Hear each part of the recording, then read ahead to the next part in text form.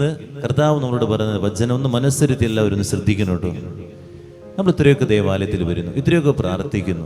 പലപ്പോഴും നമ്മൾ ചിന്തിക്കാറുണ്ട് നമ്മുടെ ജീവിതത്തിൽ ഒരു പ്രശ്നം ഉണ്ടാകില്ല. കാരണം കർത്താവിന് ഇത്രയും അടുത്ത് നിന്നിട്ട് ഇനിയും എൻ്റെ ജീവിതത്തിൽ പ്രശ്നം ഉണ്ടാകുമോ എന്നൊരു ചോദ്യമുണ്ട്. പലപ്പോഴും നമ്മുടെ ജീവിതത്തിൽ നമ്മളങ്ങനെ കടന്നു പോകുന്നുണ്ട്. അപ്പോൾ മറ്റുള്ളവർ കളിയാക്കും, എന്തൊക്കെ പള്ളിയിലൊക്കെ പോയിട്ടും അതുപോലെ എത്ര ജപമാല ചൊല്ലിയിട്ടും നിന്റെ ജീവിതത്തിൽ ഇത്രയും പ്രശ്നങ്ങളൊക്കെ ഇല്ലേ? നമ്മൾ ഓർക്കണം, കടലിലൂടെ യാത്ര ചെയ്യുമ്പോൾ ആ ശിഷ്യ സമൂഹത്തിന്റെ കൂടെ കർത്താവുണ്ട്, വഞ്ചിയിൽ കർത്താവുണ്ട്. അവിടെയും കടൽ ശോഭിക്കുകയാണ്, കാറ്റ് ശമിക്കാൻ പറ്റാത്ത രീതിയിൽ ആഞ്ഞടിക്കുകയാണ്.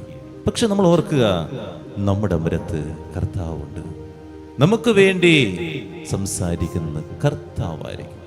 നമ്മൾ കർത്താവിൻ്റെ കൂടെ യാത്ര ചെയ്യുമ്പോഴും നമ്മുടെ ജീവിതത്തിൽ കാറ്റുകൾ ഇങ്ങനെ ആഞ്ഞടിച്ചുകൊണ്ടിരിക്കും, പ്രശ്നങ്ങൾ ഇങ്ങനെ ജീവിതത്തിൽ ഇങ്ങനെ വന്നുകൊണ്ടിരിക്കും. പക്ഷേ നമ്മൾ തളരാതിരിക്കുക, നമുക്ക് വേണ്ടി മുന്നിൽ നിന്ന് യുദ്ധം ചെയ്യുന്നത് കർത്താവാണ്. അതാണ് നമ്മൾ മനസ്സിലാക്കേണ്ടത്. അപ്പോൾ കർത്താവിൻ്റെ കൂടെ യാത്ര ചെയ്യുമ്പോൾ സഹനം ഉണ്ടാകില്ലെന്നല്ല, സഹനങ്ങളൊക്കെ ഉണ്ടാകും. പക്ഷേ ഓർക്കുക, അവനെ കൈപിടിച്ച് നടത്തുന്നത് ദൈവമാണ്, അവന് വേണ്ടി വാതിലുകൾ തുറക്കുന്നത് ദൈവമാണ്. ശാന്തമായി നിന്നാ മതി, ദൈവത്തോട് ഒന്ന് പറയാൻ മാത്രം മതി.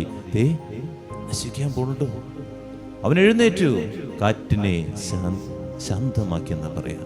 ഇതാണ് നമ്മൾ മനസ്സിലാക്കേണ്ടത്. അതുകൊണ്ട് ആരും നമ്മളെ കളിയാക്കിയാലും ആരും നമ്മളെ കുറ്റപ്പെടുത്തിയാലും ഈ വിശ്വാസം കളയരുത്. ഈ ദേവാലയത്തിൽ വരുന്നത് നമ്മുടെ പ്രാർത്ഥനകൾ കളയരുത്. സഹനങ്ങൾ എത്രയൊക്കെ ജീവിതത്തിൽ വന്നാലും, ജീവിതത്തിൽ ഇങ്ങനെ പിടിച്ചു കുലുക്കുന്ന കാറ്റുകൾ ഇങ്ങനെ ആഞ്ഞടിച്ചാലും നീ നിന്റെ ദൈവത്തിൽ വിശ്വസിക്കുക. അമരത്ത് നിന്റെ ദൈവം ഉണ്ടാകണം. ആ ദൈവത്തെ വിളിച്ചുണർത്തുക മാത്രമാണ് ചെയ്യേണ്ടത്. പ്രാർത്ഥിക്കാം.